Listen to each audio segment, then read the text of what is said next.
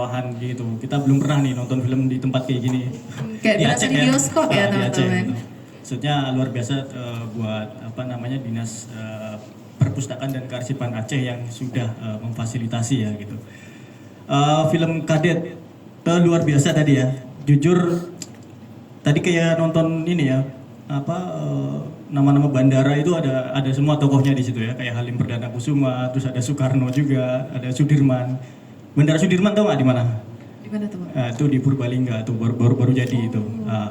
Terus luar biasa.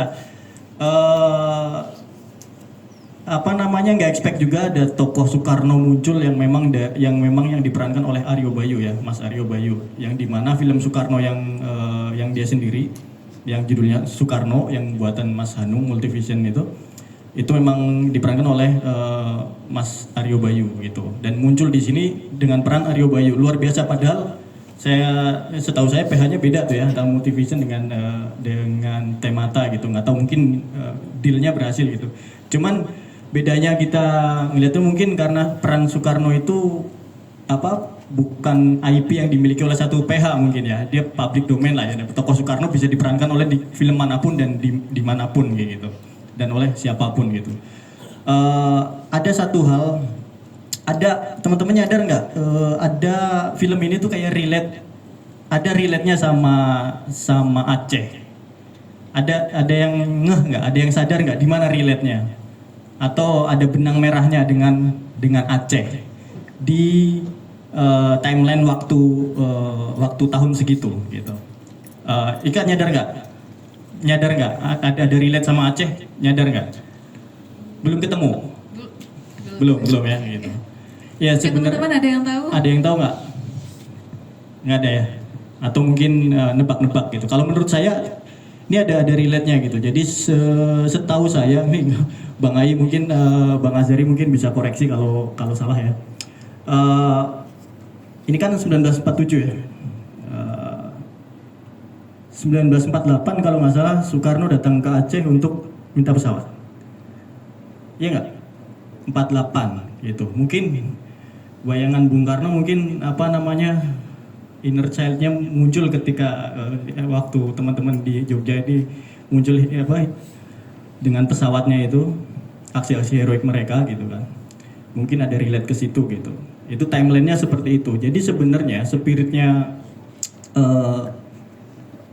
yang dibawa Bung Karno ke Aceh untuk ini mungkin ada sedikit ada hubungannya. Terus kemudian dari timeline 1947 ini di Aceh juga sebenarnya kita juga udah pernah bikin film yang dekat dengan film ini gitu. Ya ini mungkin kalau teman-teman pernah nonton atau dengar film Surat Kaleng gitu, ada yang disutradarai oleh Pak Fauzan Santa, diproduksi oleh teman-teman Aceh Dokumentari juga gitu. Jadi luar biasa. Saya juga sebagai orang yang bukan asli Aceh tetapi udah lama di Aceh, sangat membatin sebenarnya film-film kemerdekaan. Saya nggak expect bisa nonton film kemerdekaan Indonesia itu di Aceh gitu kan. Mungkin nanti saya akan ceritakan lebih lanjut seberapa dalamnya itu tentang hubungan saya pernah berada di luar Aceh dengan sekarang ada di Aceh. Mungkin itu dulu sih gitu. Oke, Bang Agi, berarti memang film tadi itu secara cerita dan lain-lainnya itu memang sangat relate dengan hal-hal yang memang udah kita pelajari di buku sejarah, tapi ketika menonton langsung dihadirkan dalam bentuk film, jadi kita bisa lebih merasakan emosi ya. Mungkin kalau diceritakan lewat buku, emosinya beda ya, tersampaikan itu beda ya, Bang? Ya, beda banget. Ada satu hal yang mungkin teman-teman di Aceh saya yakin nggak bisa rasain. Saya yakin ya, saya jamin nggak bisa merasakan apa yang saya rasakan gitu kan.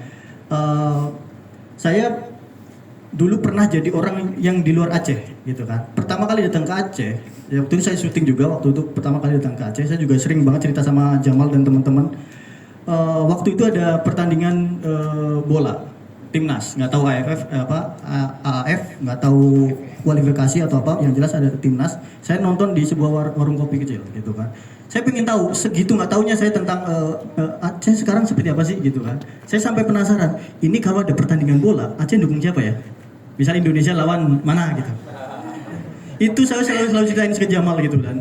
Dan ketika lagu Indonesia Raya segala macam gitu kan, itu saya juga belum tahu. Tapi saya beda rasanya ketika dengar lagu Indonesia Raya di Aceh.